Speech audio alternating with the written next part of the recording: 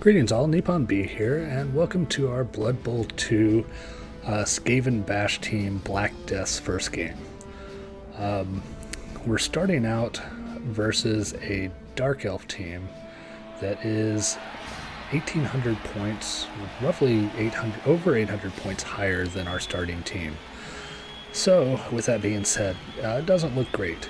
For inducements, I did take a apothecary, a wizard, a halfling chef, and I want to say there was one or two Bloodweiser babes in there as well.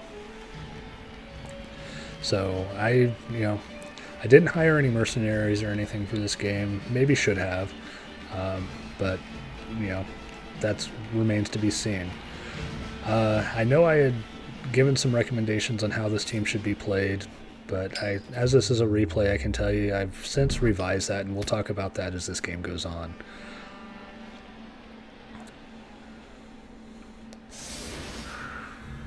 Let's switch views on this. So I did start on offense with this team, hoping to grind it out on these guys.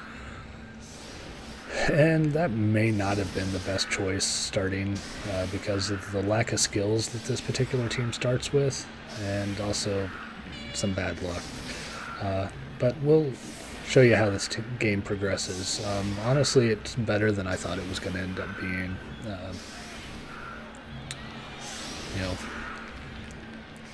When I looked at the point disparagement. Or point difference.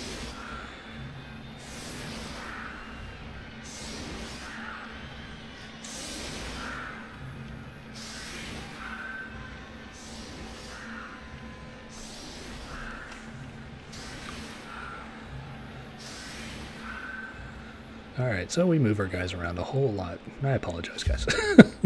Sometimes it takes a little while to get rats into position. Yeah, and we start off by losing a turn to a riot, which actually could be beneficial for this team.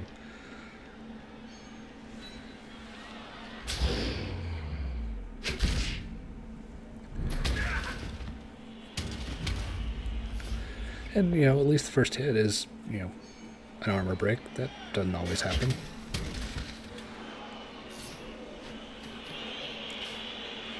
So we're looking to get 3 dice with a Rat Ogre here, and I moved another guy over because the Rat Ogre has this annoying frenzy or wild animal where he has to, frenzy because he has to follow it up. And I wanted to make sure he had 3 dice throughout because it was a block dodge piece. Unfortunately, it didn't matter.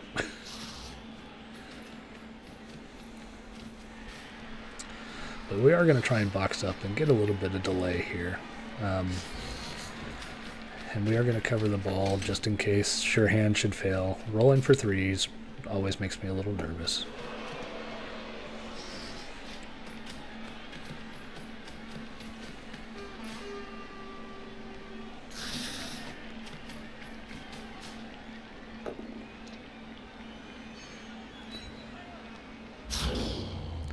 Yeah, that was an unadvised block that actually kind of worked out a little bit.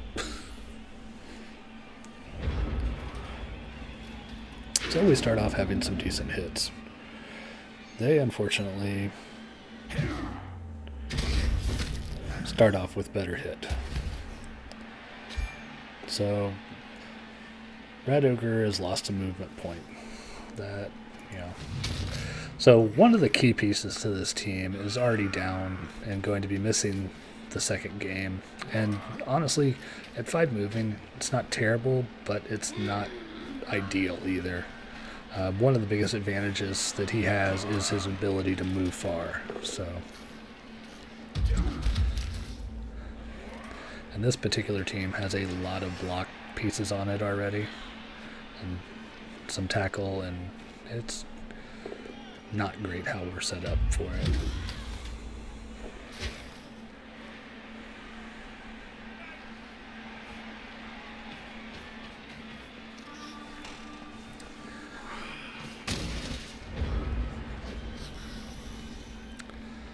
So they've managed to block me in pretty well here.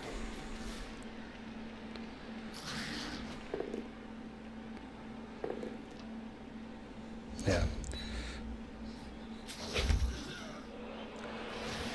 So you can see how annoying a block dodge piece can be.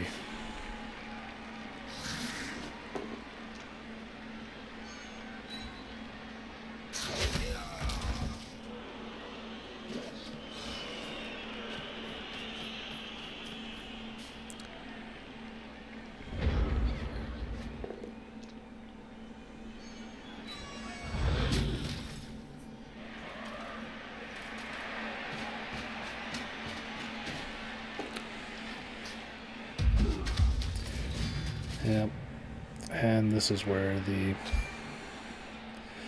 amount of block I'm facing and lack of block on my team tends to get a little painful. At least we do have, an additional apothecary and do have some Bloodwiser babes.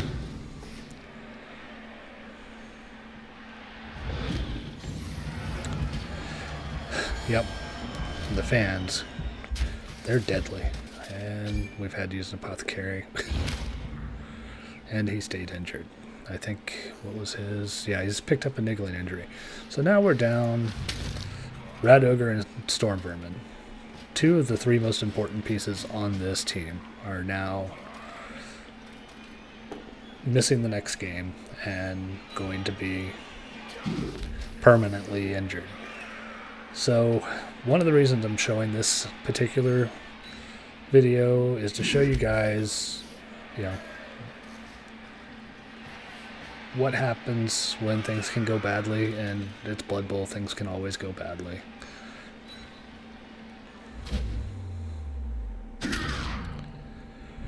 It's such a pretty kick.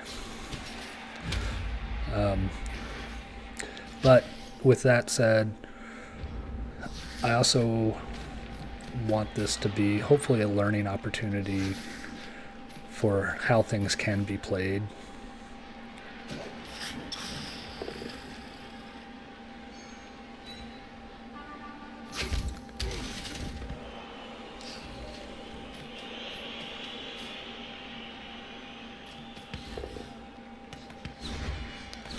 So we're catching in a tackle zone, so we do need a 3. So we got to use a reroll on that.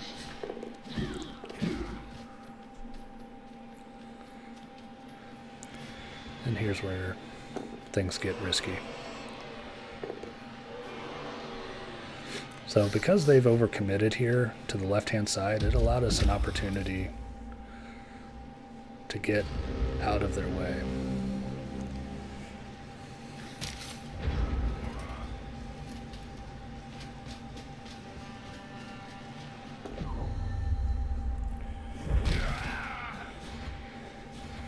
And as I said, going for it, the rolls for a 1 fails on 50% of the time, even when re-rolled. So because of this, because they did not back up and threaten me, I'm able to hold the ball again for another turn in order to try and milk this, and hopefully maybe be able to still keep them from scoring it before the end of the first half, and I have to kick back to them.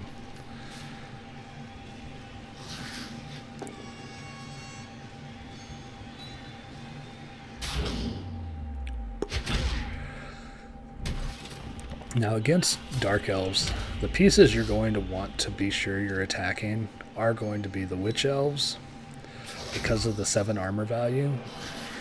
Granted it's the same as all Maya guys, but because of the 7 armor value on the Witch Elves, they're more likely to be injured, so put as many hits on them as you can in order to gain hopefully better opportunities for scoring.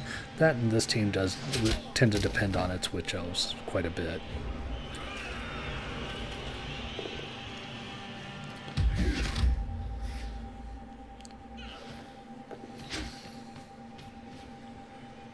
So yeah, at least now they've put some pressure on me, so I am going to have to score this turn in order to make sure I get points.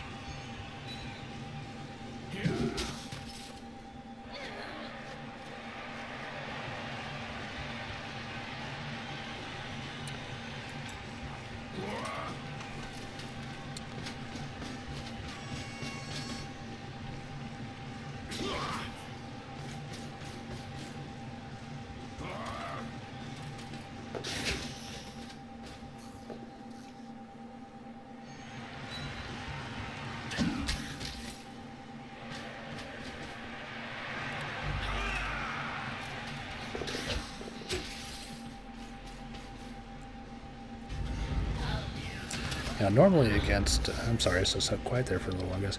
Normally against like a starting Dark Elf team and stuff, they're not going to stand up and go toe-to-toe with even a Skaven team as much as this one is. You know, their players are too expensive. But when you've got an established team and you've probably got a war chest set aside, you know, they can possibly take some losses.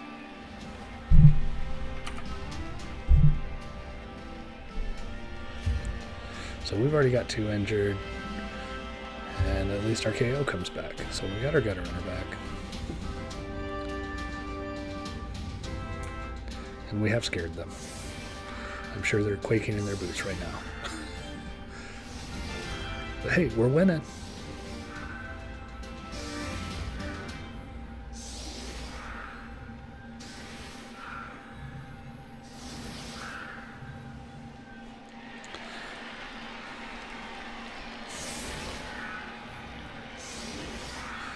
So right now we're going 9 versus 11. These guys have 2 guys in the reserve box. That's disgusting. And the new piece they've brought out for this drive is the assassin. The assassin can be a nasty piece. He's got a skill called stab, which allows him to just try and stab an opponent rather than make a block against them. He has to roll an armor check. If the score is higher than the armor, piece falls down. And can get injured. So I rolled perfect defense on this. Oftentimes I hate rolling perfect defense, or even blitz tends to bother me sometimes, just because I've already set up in a way in which I had plans for how to make it work out. When they change it up, yeah, in this regard,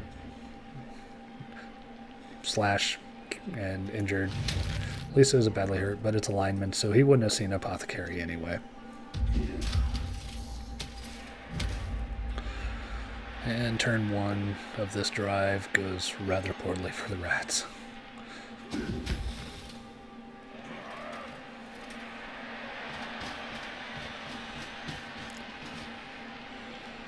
So the Dark Elves are going to try and set up, because I am down players, I imagine he sets up this way anyway. Sets up with a offensive threat to either side of the field to make it so I can't cover, hopefully, both sides. And unfortunately, due to my lack of players, that's really probable in the way it'll turn out.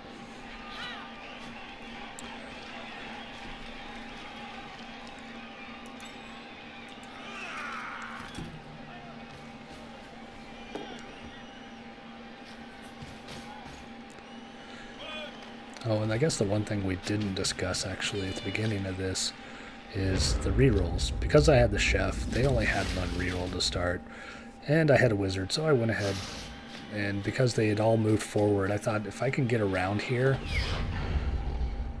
I might be able to threaten them. Unfortunately,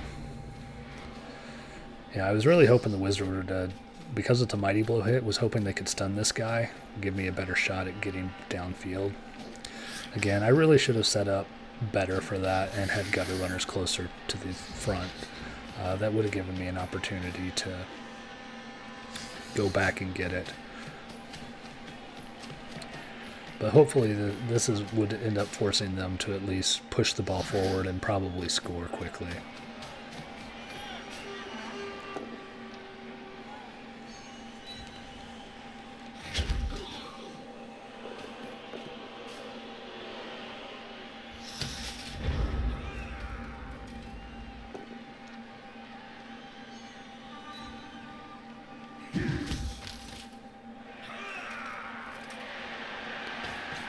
I love what the wizards do to the fields. Turns everything black.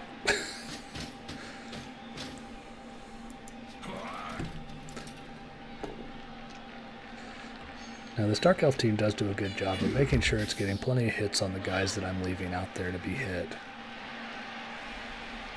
I don't necessarily understand the run back here, but you know, to each their own.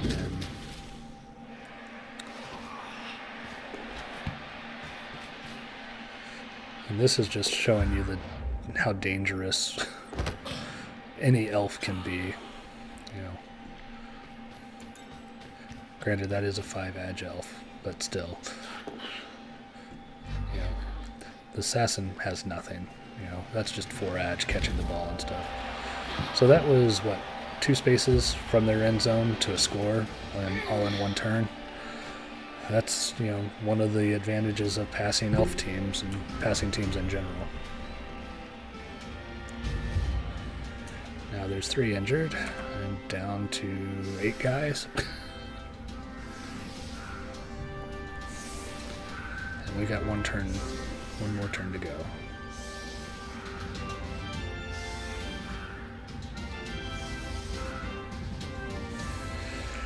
Yeah, it's not very often you actually see an elf team stand on the front line and dare you to try and bash them off. So that being said, I have to say this is an atypical game. But since it's turn 8, we're going to try and see about getting at least a throw and get some points on our players. Let's see, so we get a high kick, but it's right in front of the Dark Elves.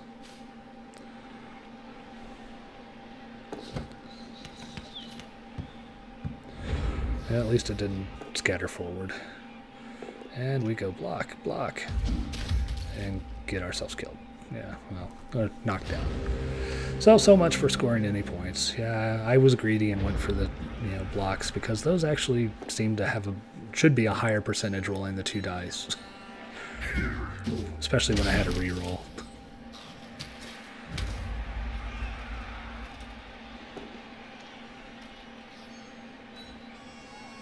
Yeah,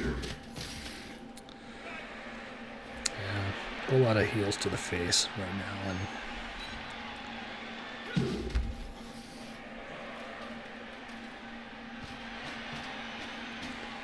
sometimes it's no fun to be a Skaven.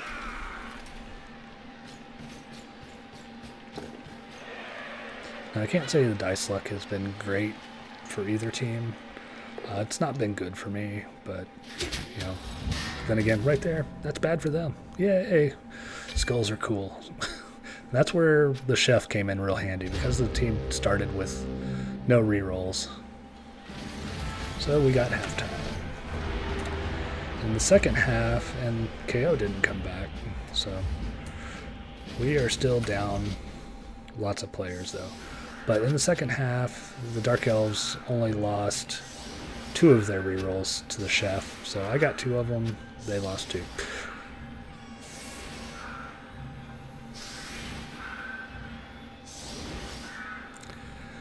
Having learned from my first half, I moved the gutter runners up a little bit just in case they should fail to pick the ball up or something like that.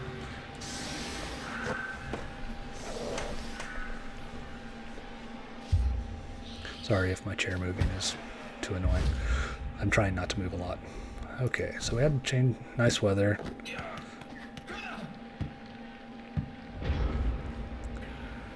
And scattered right to the front. Man, that assassin is just nasty. They love seeing Skaven show up on the board. I mean, against a dwarf team or an orc team with 9 armor values, that's not going to happen very often.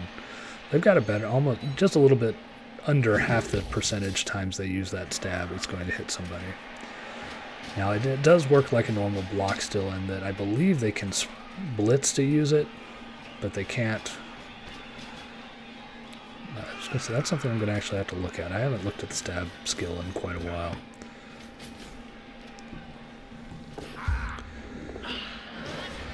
Oh, witch elves don't catch. Yay!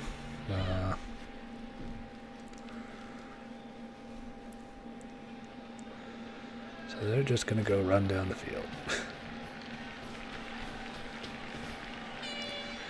And we're going to see... I mean, these guys aren't going to threaten down there. They're going to try and probably hold up that side. We're going to see if we can at least... If we can't stop them, we're going to at least try to force them into scoring quickly.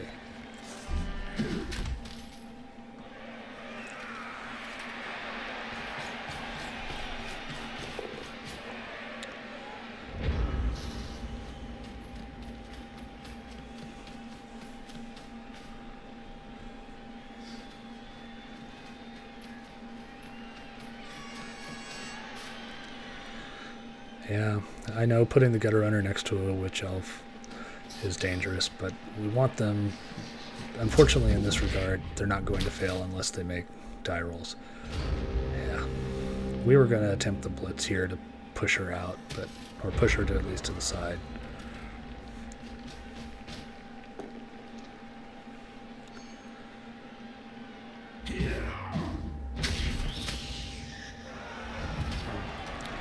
And now gutter runner is injured too. Okay.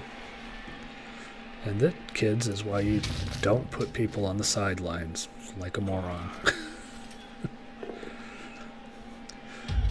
First rule of Blood Bowl, assume you're going to fail. Even though you think you should succeed, assume you're going to fail. It's a hard axiom to live by, but it's unfortunately true.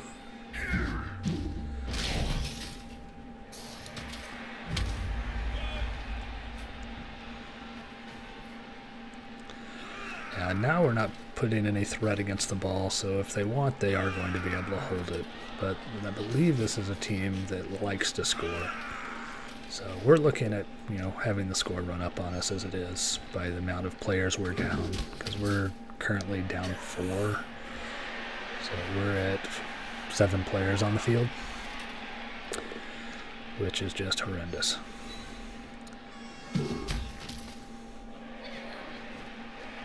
And look, they're all dead. But witch elf gonna score.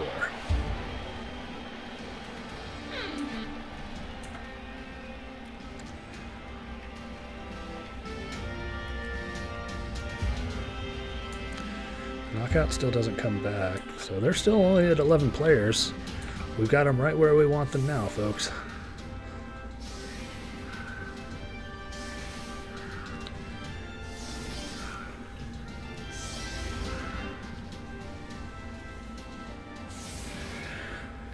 Yes, as the announcers were so kind to point out, they've got us outnumbered. It seems impossible for us to win, even though we are down points right now.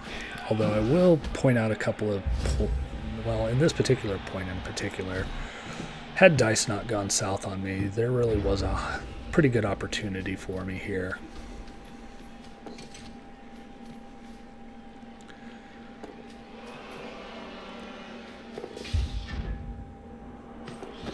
And gutter runners can't catch. Everybody knows this. No. Gutter runners should be able to catch, but even on the reroll, double ones, yay! So this just adds insult to injury at this point, folks. And we're gonna get beat down again. Gotta love block skill. Wish I had it, huh?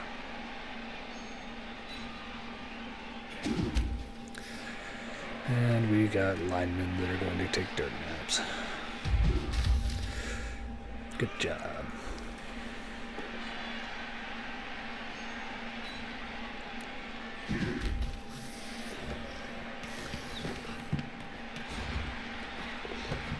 Hey, gutter runner's got the ball now, though. Unfortunately, that's not points for my thrower.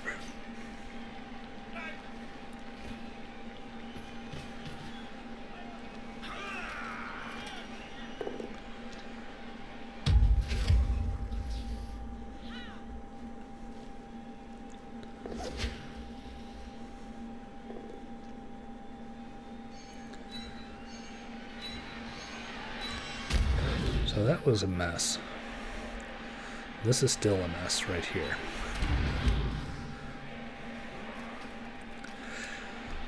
So at this point, when they bring in this piece right here, we actually have an opportunity. If we could get this witch elf pushed, we can push the gutter runner to the corner here and actually have a chance to break out on a dodge for a 2 and get far enough away that they can't catch us.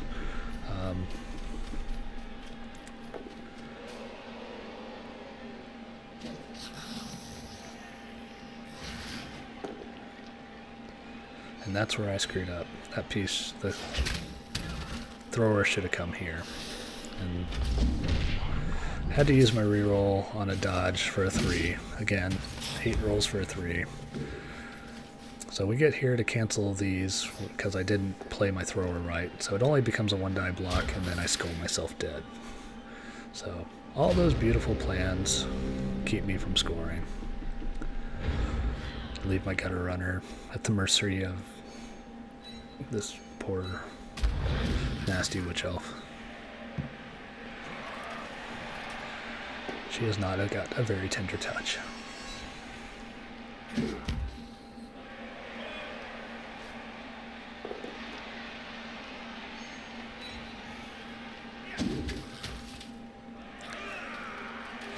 And I don't think we have a piece standing at the end of this turn.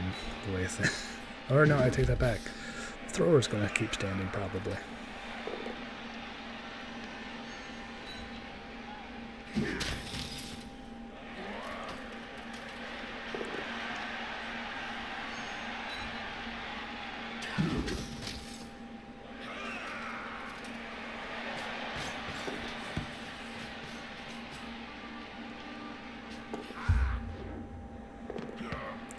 Yeah, now they're just getting points with whoever the hell they want.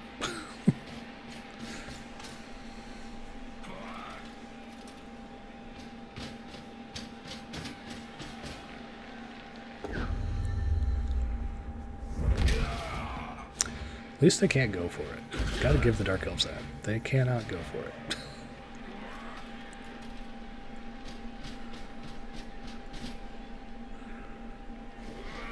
So the way things have progressed, the only things open for us here are stupid Skaven actions. You know, because he's against the sideline, might as well try and dodge in there. If I roll a 6 and get in there and knock him out on 2 dice and get pushes, you know, awesome. I don't, but it would have been cool if I could.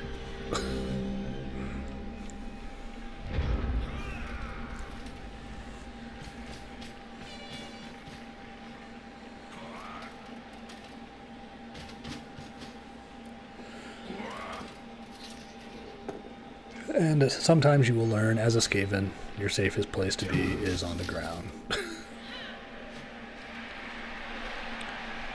They have to work harder to hurt you there. At least there's a chance they're going to get kicked out for it too.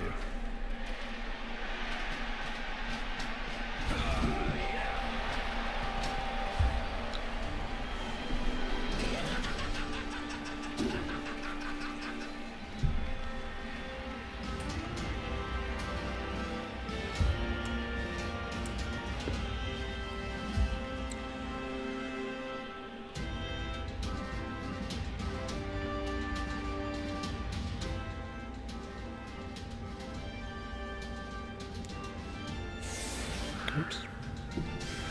Alright, so right now we're going to set up for offense, and we're going to pull it back, and we're just going to look to try and get some passes in with our team in order to try and get pieces, skills.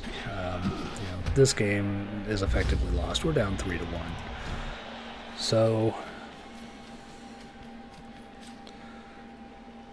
we're going to attempt to get our Storm Vermin points, because he is, again, one of the most important pieces on a bashing Skaven team. You want him to develop.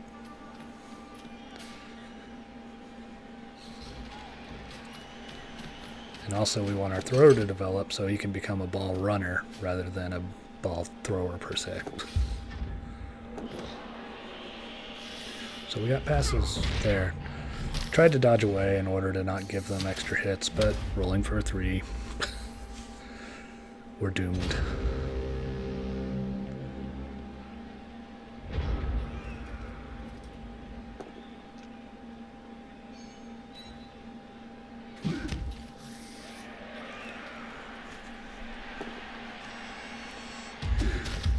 Now this is going to be a lesson in setting up your defense against an undermanned offense. You're going to see these guys, they get greedy. They're going to want to try and take out everybody on my team. And I think they're going to be in for a bit of a surprise. And don't want to give anything away just yet, but keep your eyes peeled. It's actually kind of amusing.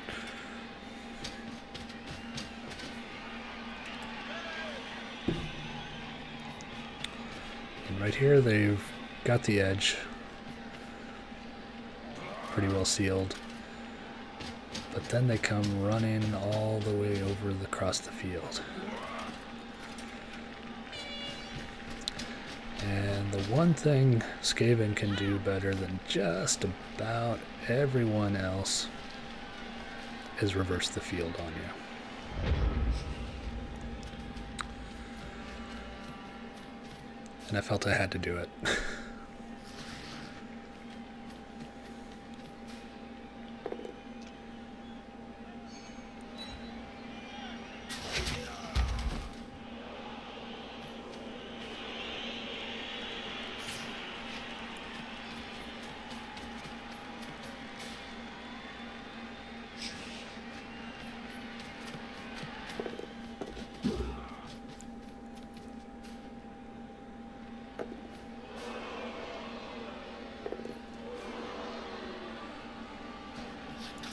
The witch elf can't reach us.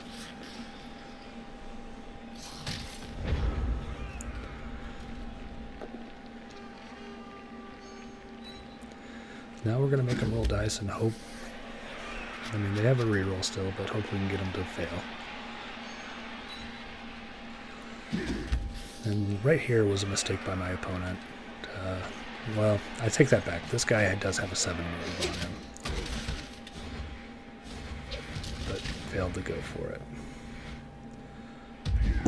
Then knocks me down.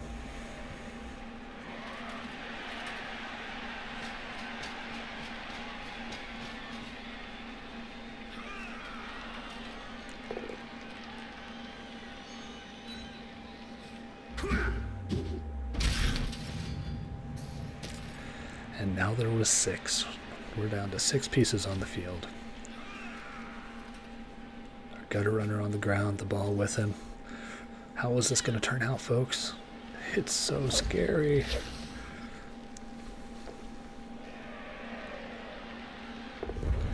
And the witch elf falls on her ball. And KOs herself. Yes, it is so fun when a witch elf hurts herself. And she's getting the ball away, thus helping me even further.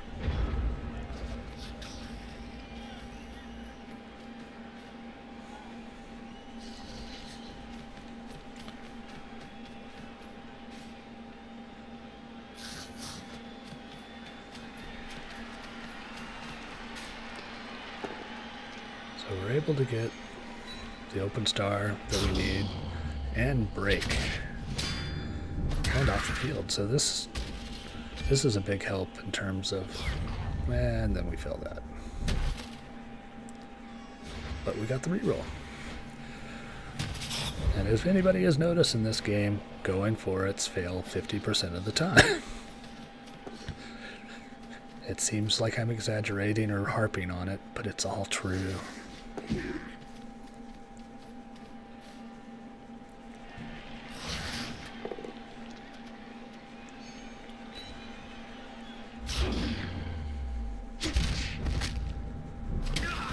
Hey, and there's more points.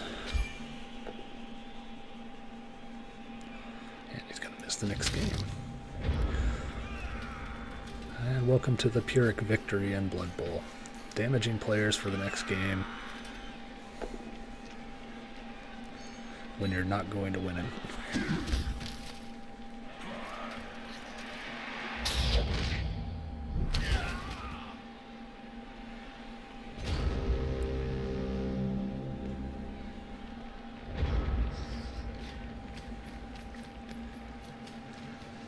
And we get a touchdown and make it a 3-2 game. So it's at least a respectable game, even though we did get manhandled in this particular game. And as such, let's take a look at the statistics. We actually held the ball more than they did. They did complete 3 passes. I only managed to complete 1 thanks to gutter runners not wanting to catch the ball. They did block me a heck of a lot more than I was able to block them. Same amount of KOs. Theirs were self-inflicted primarily, but I think both witch elves KO'd themselves. The injury we did do legitimately, and our stats in terms of yardage are actually fairly comparable. Biggest difference is going to be the casualties that were sustained, and that's a lot of it was bad luck. Looking at it, star player point wise, we broke down. Both gutter runners got touchdowns. did get one pass and an injury. We didn't manage to put together any points to get a roll, however. That said, this team is now minus a Rat Ogre, got a permanent injury on the Storm Vermin. A second game does not look good. It's probably going to be for a loss. And its team value is down to 740. It's going to get 2 pieces of Journeyman, so it'll be up to 840, but it's still a negative team. And because this was the first game out, I would generally recommend restarting this team, trying it all again. It was bad luck at the beginning of that game. In fact, actually, I did try and restart, and we did Black Death 2. Black Death 2 ended up facing a Chaos team, and it turned out very similar to how the first games had gone.